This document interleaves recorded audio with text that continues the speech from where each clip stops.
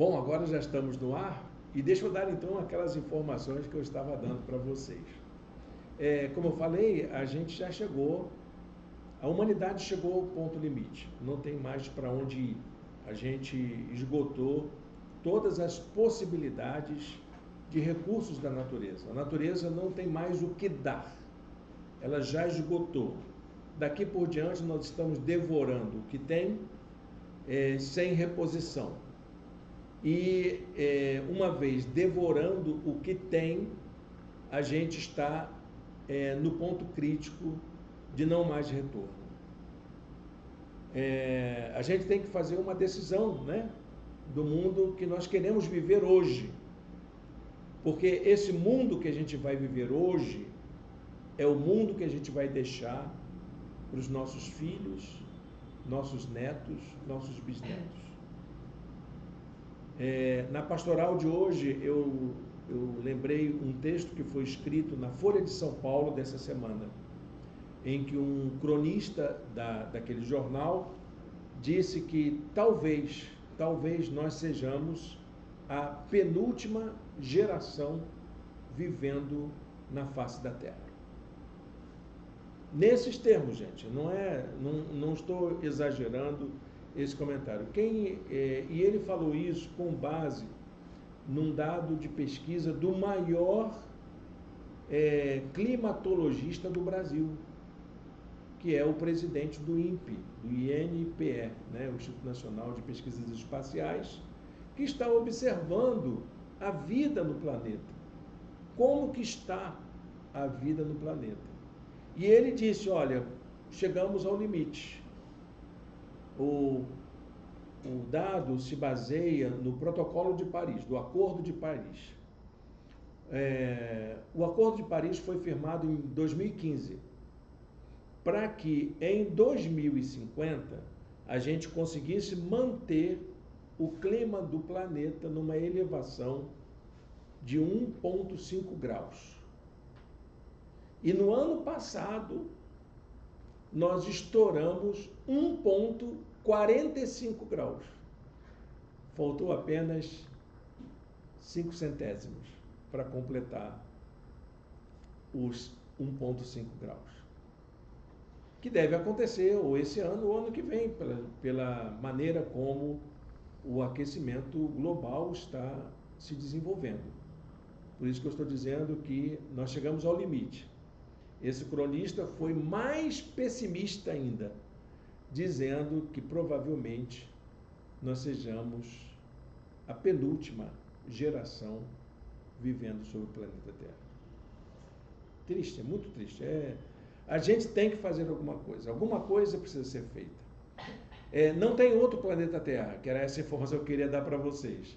Essa semana, acho que foi ontem ou sexta-feira, eu li uma reportagem que a NASA está mandando uma nave não tripulada para sondar os chamados exoplanetas, que é planetas que existem no universo, que têm condição de vida semelhante à Terra, para saber se eles realmente têm condições de vida semelhantes. Que, assim, os planetas mais próximos, que imagina-se, não se tem certeza, que tenha condição de vida semelhante à Terra, estão aí em torno de 100 anos-luz. Ou seja, uma nave tripulada saindo daqui agora, até chegar a um desses planetas, vai levar 100 anos para chegar lá, isso se for a velocidade da luz. Então em 100 anos chega lá. A Aventura do Perdido nos Espaços. Lembra dessa série, de seriado, né? Quando eu era garoto era seriado, hoje é série, né? Perdido nos Espaços. Era isso, é isso mesmo. Então, a gente corre esse risco de fazer esse voo, né, essa viagem interplanetária e correr o risco de chegar lá e não ter as condições favoráveis. Porque não se tem certeza. Mas tem água. Que temperatura está essa água? Qual é a composição química dela? O que acontece nessa vida? Como é a gravidade? Como é a duração dos dias? Como é o aquecimento, a temperatura do Sol mais próximo, da estrela mais próxima? Então, essas dúvidas ainda existem. Existem planetas semelhantes à Terra? Bem provavelmente que sim, mas estão muito longe. E nós não temos certeza se as condições são tão favoráveis quanto a que nós temos aqui. Então, depois que li a reportagem, eu cheguei à conclusão seguinte: tenho a convicção de que só temos aqui para viver. Na melhor das hipóteses, temos uma vida que nos espera nos próximos 100 anos. A previsão é essa mesmo, gente. E se acontecer uma virada desse clima de 1,5, chegarmos a 2,5, aí é o caos. Isso já está sendo imaginado para o ano 100. Mas era para ser 1,5 em 2050. 2024 já estouramos. Batemos na trave. Chegaremos a 2100? Essa é a grande dúvida. Se não fizermos nada para manter o que está, nós estamos irremediavelmente no fim. É o fim, né? Lamento, gente. Eu sei que a gente veio aqui para ouvir uma mensagem de vida, de esperança, mas a gente precisa tratar honestamente das condições de vida no planeta. E hoje, quando nós terminamos essa série de mensagens, que é uma série de mensagens exatamente para isso, para conscientizar a gente. E olha que a gente escolheu um texto bíblico, que eu chamei carinhosamente de brevíssimo tratado de teologia da criação, que é Romanos 8, de 19 a 25, e nós vamos encerrar essa palavra, né, com uma palavra de esperança, porque é isso que nós temos que ver.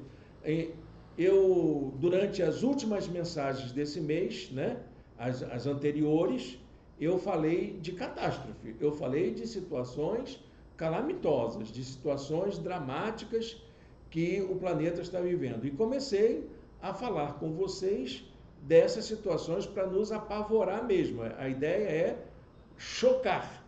Mas eu não quero que ninguém saia daqui hoje, ninguém que escute essa mensagem saia com aquela ideia de que o desespero chegou, né? Daqui a pouco a gente vai sair na rua e pessoas com aquela... Já viu o filme de tragédias ambientais, assim, catástrofes? Aí geralmente sempre tem um camarada segurando uma plaqueta dizendo Jesus está voltando, né?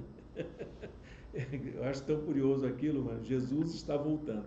Eu não quero que ninguém saia daqui apenas com essa ideia. Sim, Jesus está voltando, ele virá, mas esses não são os sinais da volta de Jesus. É sinal da nossa própria catástrofe. É sinal de nossa própria tragédia. Se Jesus volta antes ou depois dessa tragédia, isso é uma decisão do Senhor. Não é uma decisão que nenhum de nós tenha poder. E nós não vamos adiar ou atrasar a chegada de Jesus, a volta de Jesus, se cuidarmos do planeta ou não. Nós cuidamos do planeta não por causa da volta de Jesus, mas porque a gente precisa de um espaço para viver. Que a vida seja digna, que a vida possa fluir de maneira agradável, né? Que todo mundo possa ter bem-estar. Todo mundo possa desfrutar de um ar saudável, né, de um ambiente aprazível, principalmente a nossa descendência, os nossos filhos, nossos netos, nossos bisnetos. Não é isso? Nós temos aqui duas avós, né, que precisam, vão concordar comigo, e mais um avô, né, que a gente está pensando nisso. Então, para a gente encerrar essa palavra, vamos utilizar dois versículos finais para a nossa meditação, os versos 24 e 25 de Romanos capítulo 8, o brevíssimo tratado de teologia da criação. Pois nessa esperança fomos salvos, mas esperança que se vê não é esperança. Quem espera por aquilo que está vendo? Quem espera por aquilo que está vendo? Mas se esperamos o que ainda não vemos, aguardamo-lo pacientemente. A mensagem de hoje é sobre esperança. Nós precisamos ter a consciência de que vivemos exatamente uma realidade que a gente não vê saída. Alguém vê saída? Olha, os diagnósticos mais otimistas dizem que a gente vai até 2100. Os mais otimistas, tá bom, gente? Mas os mais pessimistas falam de catástrofe imediata, de que nós não temos estrutura para poder suportar o volume de catástrofe que vem por aí, como foi o furacão lá na Flórida, né? Essa semana, não é? Que coisa, quando o furacão toca o solo com ventos a 200 km por hora, 4 pessoas morreram nos Estados Unidos, que é um país com toda a infraestrutura de proteção, já acostumado com furacão, ainda assim teve tragédia. Que coisa, né? Acho que esse é um momento assim, para a gente pensar muito, né? O mundo, gente, está caminhando para essa situação de limite, né? O mundo caminha de forma acelerada para o agravamento da crise ambiental e climática. Não é nenhuma palavra de prognóstico, é ciência. A ciência está apontando para a gente. Mas essa velocidade não é acompanhada pelo sentimento de urgência para se encontrar soluções para os problemas decorrentes disso. Durante essa semana, 2 eventos internacionais de grande peso. O primeiro foi a abertura da Assembleia da Organização das Nações Unidas.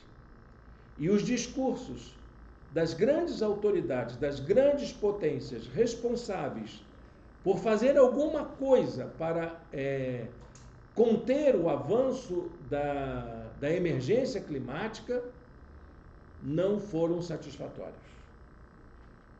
Ninguém quer resolver o problema. Ninguém quer resolver também o problema da paz mundial. Ninguém quer resolver o problema da fome.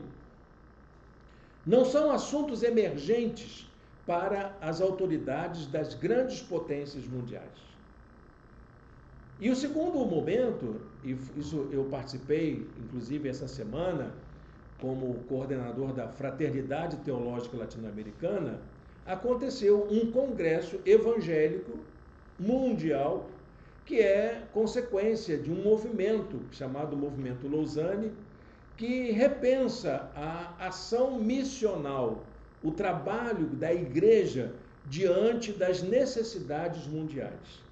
E dentro do documento que foi publicado ontem, não há uma ação contundente da igreja para que haja alguma coisa que o povo de Deus faça pela criação.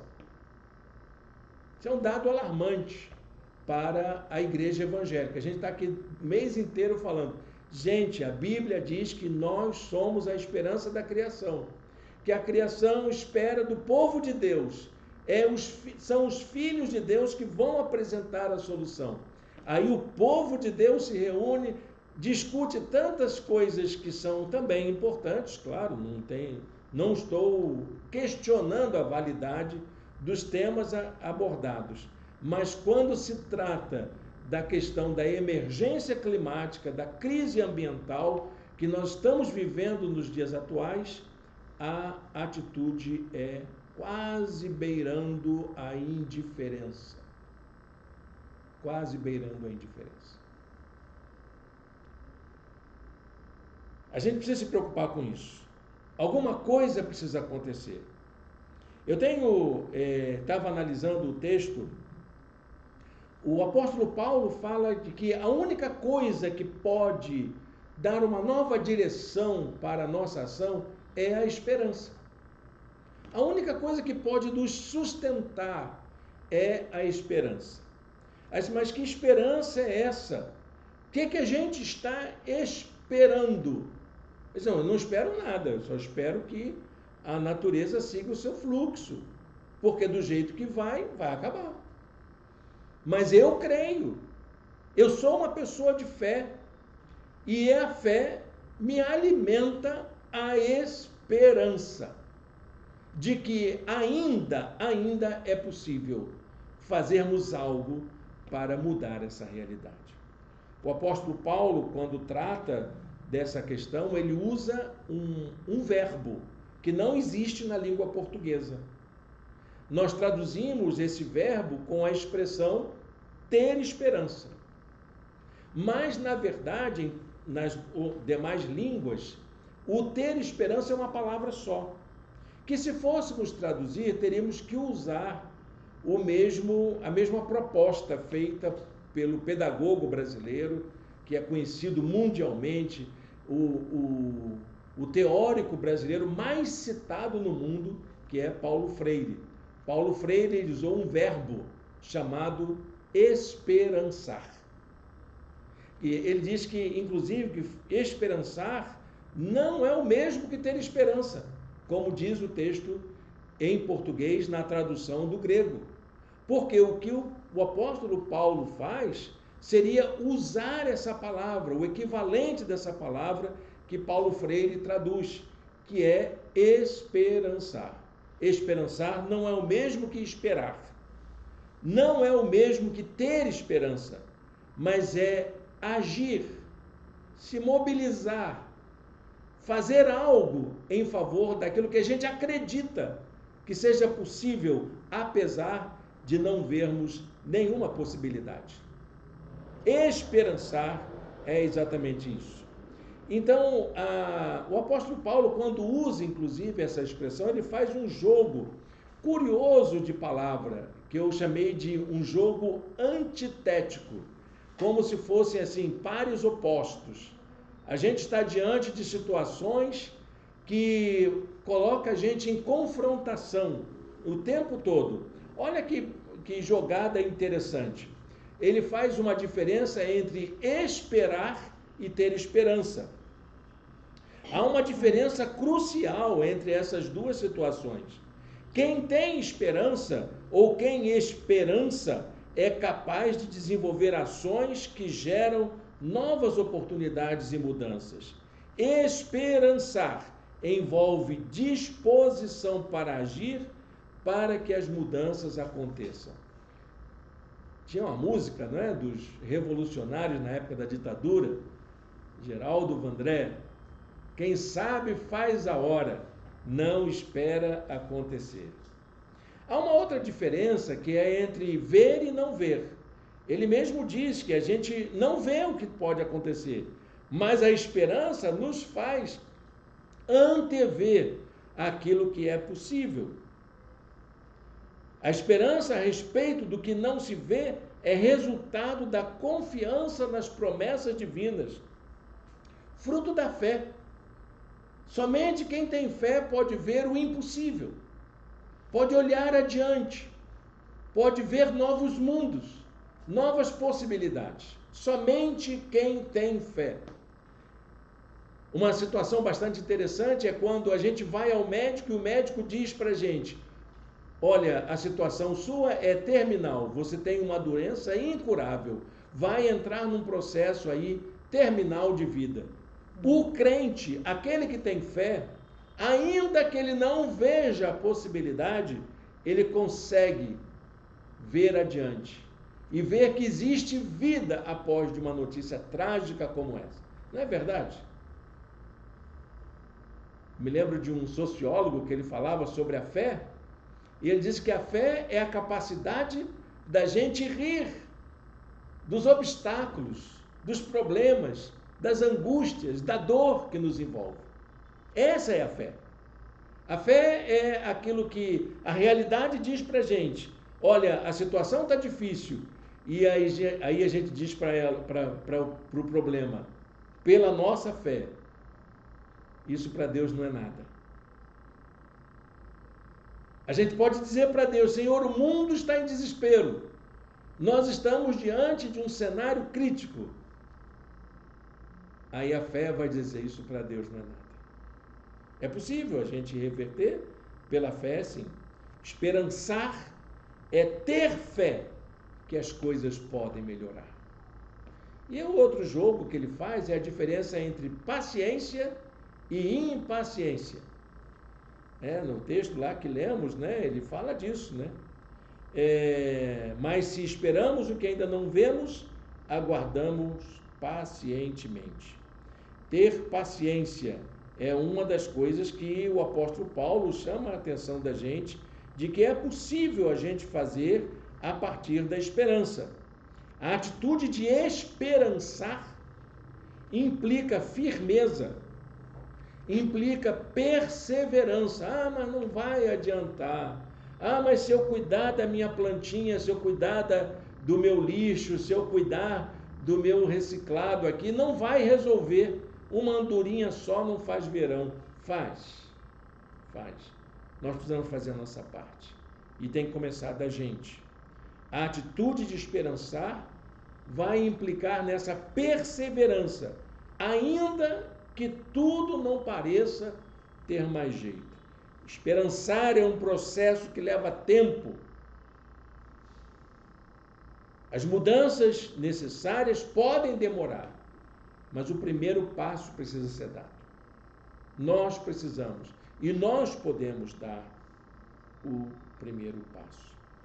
Essa foi uma pergunta feita por dois teólogos muito importantes que se juntaram, um brasileiro e um alemão.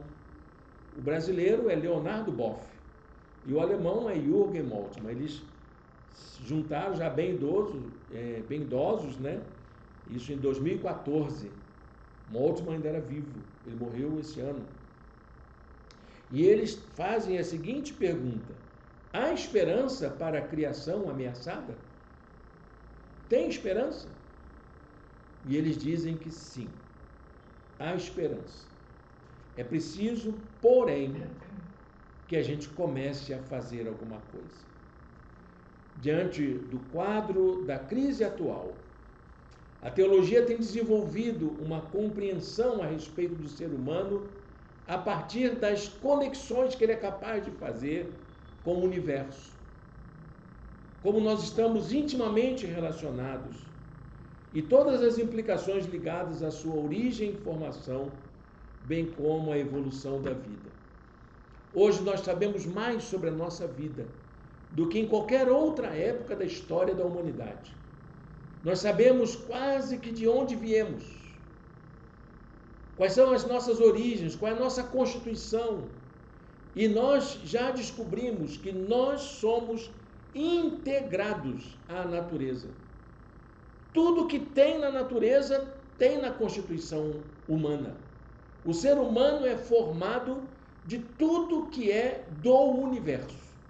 Essa é a grande descoberta que o mundo tem encontrado nos dias atuais. Por isso que a gente precisa encontrar as nossas ações. Nós podemos fazer alguma coisa, porque cuidar da criação é cuidar da gente. E aí então eu pensei em algumas ações que são possíveis a gente adotar para a gente alimentar esse esperançar. Quais são as ações que promovem o esperançar? Eu vou falar de quatro ações que nós encontramos nas Escrituras que estão ao nosso alcance. Em primeiro lugar, nós podemos construir uma nova leitura das Escrituras, a partir da compreensão da criação como a nossa família, a família cósmica. Eu e o universo somos uma coisa só. Se acontecer alguma coisa com qualquer elemento da natureza, isso afeta a mim. Nós já chegamos a esse ponto de entender isso. Não há mais como a gente fazer a leitura, por exemplo, de Gênesis capítulo 1, verso 28, e dizer que ali está dizendo que o homem é dominador da natureza. Ele não é dominador na natureza. Esse não é o sentido da palavra original que o autor lá do hebraico, há quase 3.000 anos atrás, escolheu para falar sobre a criação. O homem é como parte integrante da natureza. Ele foi criado junto à natureza e foi colocado no jardim para cuidar do jardim, para ser um jardineiro. É isso que nós somos. Somos cuidadores da criação. Olha o que a palavra de Deus diz. O teu amor, Senhor, chega até os céus. E é isso que deve nos inspirar. A tua fidelidade até as nuvens. A tua justiça é firme como as altas montanhas. As tuas decisões insondáveis como o grande mar. Tu, Senhor, preservas tanto os homens quanto os animais. Quando Deus abençoa, Ele abençoa toda a criação. E nós somos parte disso tudo. E nós estamos integrados a isso.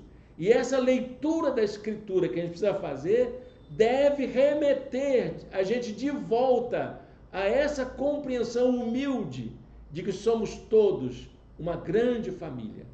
Aliás, uma expressão que tem sido utilizada atualmente é a ideia da casa comum. Mas é mais do que uma casa, é mais do que um abrigo, é mais do que um ambiente. Somos nós. Nós somos a criação. Segunda atitude, desenvolver a consciência de que podemos realizar uma aliança global para cuidarmos do planeta e uns dos outros. Gente, não é possível que líderes mundiais não consigam sentar à mesa de um acordo, de imaginar um mundo possível, uma economia melhor, uma governança do mundo de maneira mais sustentável. Não é possível. Mas isso está acontecendo. Nós, entretanto, precisamos começar a buscar os nossos caminhos, de fazer a nossa economia sustentável, de cuidar da nossa casa de maneira que não haja tanto desperdício, de maneira que a gente possa aproveitar melhor o nosso tempo, os nossos recursos, sermos mais solidários com aqueles que não têm, dividirmos aquilo que nós temos a mais com aqueles que não têm. Nós precisamos desenvolver novas atitudes. É preciso a gente considerar o fato de que nós vivemos num planeta sagrado. O espaço da vida, que é o planeta, não é? Essa tal casa comum, ele é um espaço sagrado. Sabe por quê? Deus se revela através dele. Nós olhamos para as montanhas, olhamos para os mares, olhamos para o horizonte, olhamos para os animais, olhamos para as plantas, e nós ali vemos a mão divina, criadora, cheia de sabedoria, cheia de riqueza, cheia de beleza. Então, a gente cuidar disso é cuidar da nossa própria existência. Vejam o texto de Isaías, capítulo 11, verso 9. Ninguém fará nenhum mal, nem destruirá coisa alguma em todo o meu santo monte, diz o Senhor, pois a terra se encherá do conhecimento do Senhor, como as águas cobrem o mar. Conhecer o mundo é conhecer a Deus. E conhecer a Deus é conhecer aquilo que Ele criou. Se a gente fizer isso, gente, muita coisa diferente vai começar a mudar. Em terceiro lugar, compreender que a natureza é o espaço comum de nossa existência. Nós não temos condições de existir fora da natureza. Aliás, hoje de manhã foi lançado nos Estados Unidos um foguete para buscar os astronautas que foram numa missão espacial e deu ruim, né? E eles ficaram presos lá. Estão até hoje lá, coitados. Talvez seja um dos seres humanos que mais tempo ficaram no espaço, né? Fora da atmosfera terrestre. Aí foram hoje lá buscar. Por que foram buscar? Não tem lá, tem comida, tem tudo, pode ficar lá, não pode? Claro que não, aqui que é nosso lugar.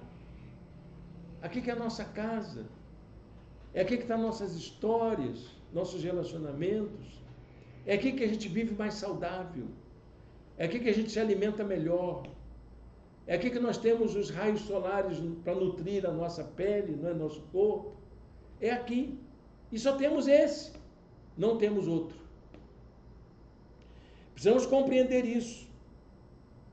Precisamos compreender que para a gente viver aqui, a gente precisa de muito mais do que comida, muito mais do que sombra, muito mais do que água. Nós precisamos também de paz, nós precisamos de respeito, precisamos de direitos garantidos, de dignidade da vida. Isso tudo é nossa história, isso é do nosso mundo.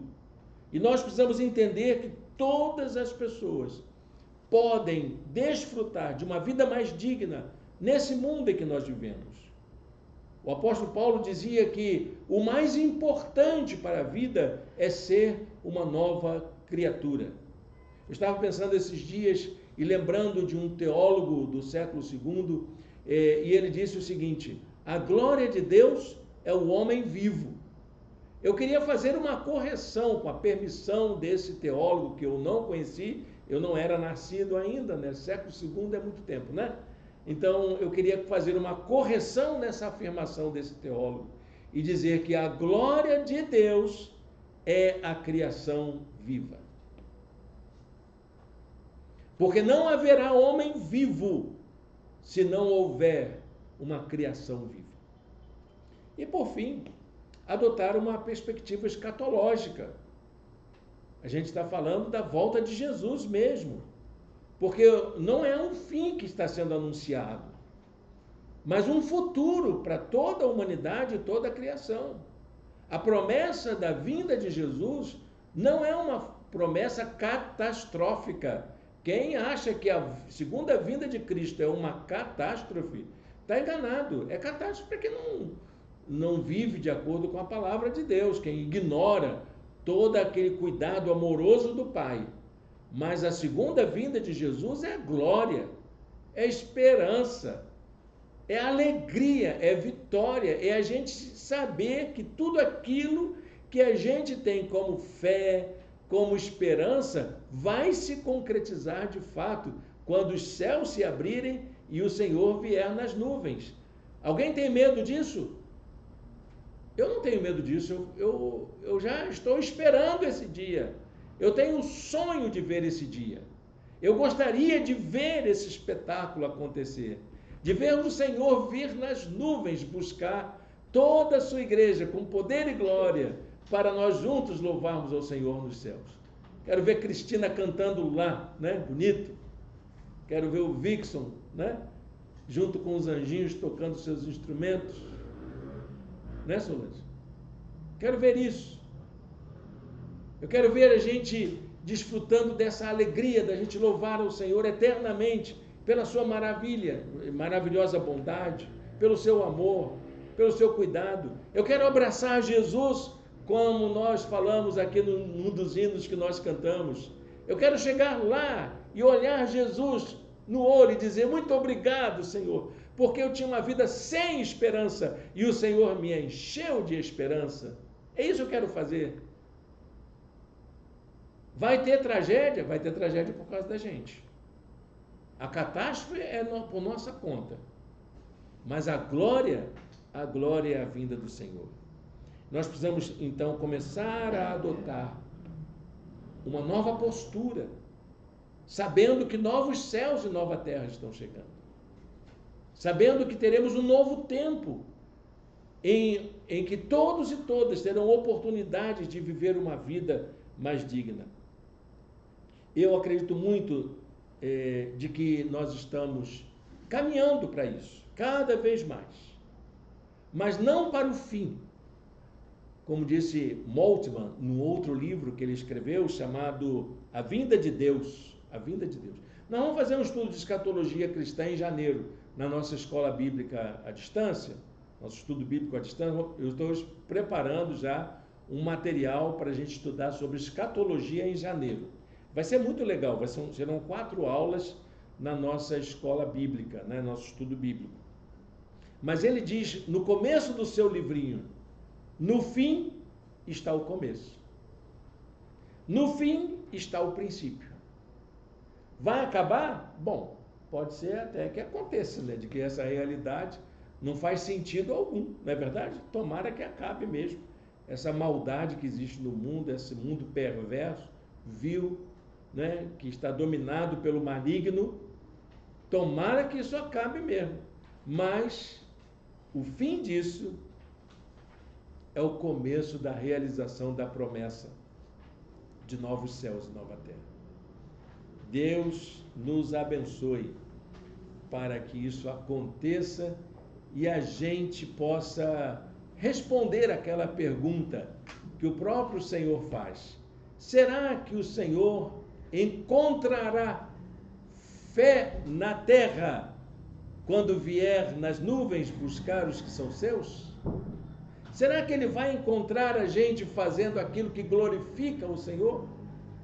Essa é a grande questão para a gente responder. Pois vejam, isso, gente, isso é palavra do profeta Isaías, antes de Jesus. Ele está falando de um tempo novo, que é o tempo messiânico.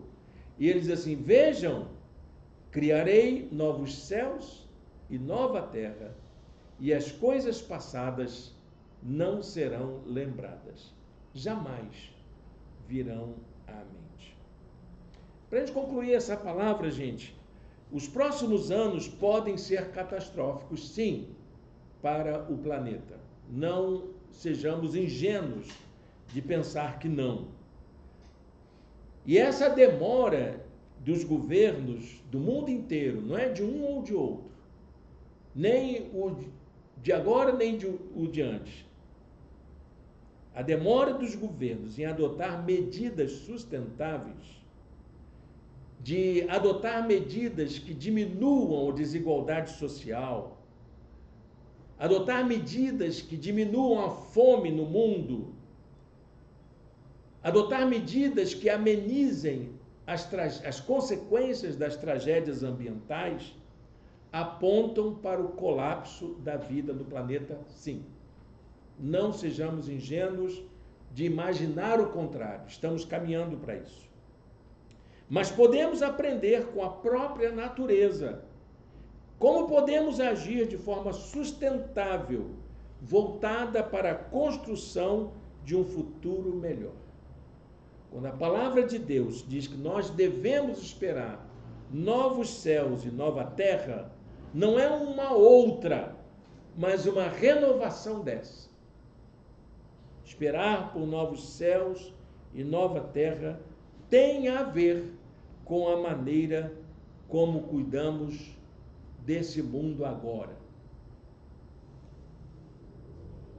Promessa do Senhor, 2 Pedro 3,13.